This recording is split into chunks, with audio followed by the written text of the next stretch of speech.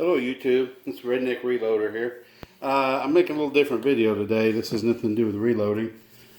I was doing some work on my Chinese chest rig, and I wanted to show you the modifications I made to it. Anybody's not familiar with these, it's a chest rig that the Chinese made. I believe it's for the SKS. I believe this is a Type 63. And the reason I got this was because of Reed Hendricks over at Valor Ridge. And I give him full props. He's the one who came up with the idea of using one of these inexpensive canvas Chinese chest rigs for a Minuteman loadout. And the way these are set up is there's 5 magazine pouches, and then there's 2 pouches on the ends that were intended for grenades.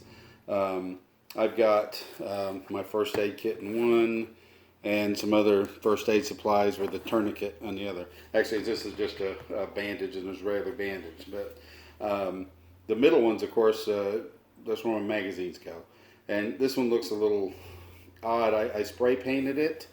The color green that it came in, I wasn't that thrilled with it. I wanted something a little more camouflage, so I just took some black spray paint and some darker olive drab paint I had and just touched it up in some spots to kind of give it a little bit more camouflage. But the reason I'm talking today is I want to show you the modifications. Now, the one that I got is a Type 63. I believe that's the number, the same as what Reed has, but the fastening system is different. Now, the way these work is you put something in, and there's, of course, a flap that goes down, and you fasten it. Now, the one that Reed had like a bamboo toggle and then a loop of cloth. And what he did, you can see this one has a 20-round mag in it, and it works real good with the 20-round mags. And the way, when these are latched, they're real secure, and all you have to do is grab this and give it a tug, and it pops open. And as you can see, 20-round mag fits in there nicely. But of course, you know, people want to run 30-round mags, and they're a little bit big, and you can't close this flap down, just too tall. What Reed had done was somehow he was able to take and pull this around the side and then fasten that to that toggle, and that put enough friction to hold the magazine in place, and they were easy for him to grab and pull out. But as I said, mine is designed differently. Mine has this metal buckle here and this other metal buckle that's slightly larger, and what you do is one buckle goes over the other and sticks through it, and then this stiff piece of canvas, I guess, goes down through it like a latch pin. And this is kind of stiff. It's hard to do without a magazine in there. And latches like that. And it like I said, it holds it pretty secure, and all you have to do is pull upward on it,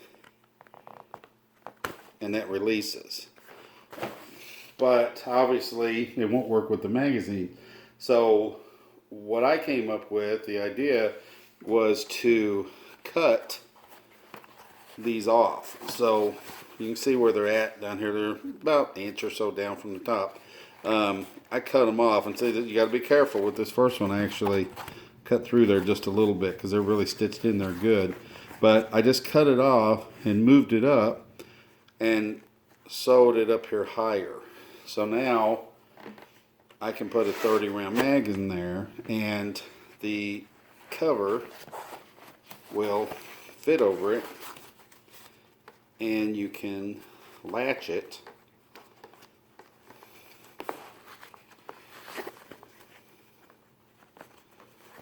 the way it was meant to be latched, and the magazine's held secure. It's not going to come out if you're out running around or jumping on the ground or something, and it's still quick to release and pull it out. So that's the modification I made to mine. I just thought somebody else might have the same problem, so I wanted to share with y'all.